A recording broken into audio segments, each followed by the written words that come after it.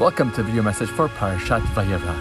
This is Torah portion we read the story of Abraham Avinu, our forefather, who spread the knowledge of Hashem through the acts of kindness, through welcoming people into his home and feeding them, as is illustrated by the first story in this portion of the three angels who Abraham mistaken for actual men. When Abraham was in his agonizing pain after recovering from his Brit Milah, he begs them to come and sit under his tree and enter into his home and partake of the food that he prepares for them. But the way that he says it, we learn a very important lesson. Pirkei Avot says, Emor me'at va'aseh harbeh. Say little and do a lot. And this is exactly what Abraham does. He tells them, I'll take a little bit of water and a little bit of bread and just have a little bit of, I'm just going to prepare a small meal. And then he goes and he slaughters a few cows and he prepares the most amazing delicacies, 3 different tongues from 3 different cows. And he goes and tells Sarah, and she makes tremendous amount of bread.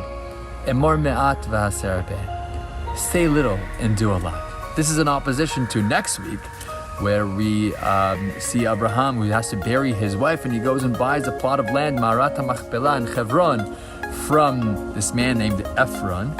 And Ephron says, you're such a distinguished man, you're such a man of God, it's free for you. And Abraham says, no, I insist on paying. The guy says, okay, fine, then fork over 400 silver coins. He said a lot. He said that he's going to give it for free, but then when it came down to it, he talked a big talk, but nothing came out of it.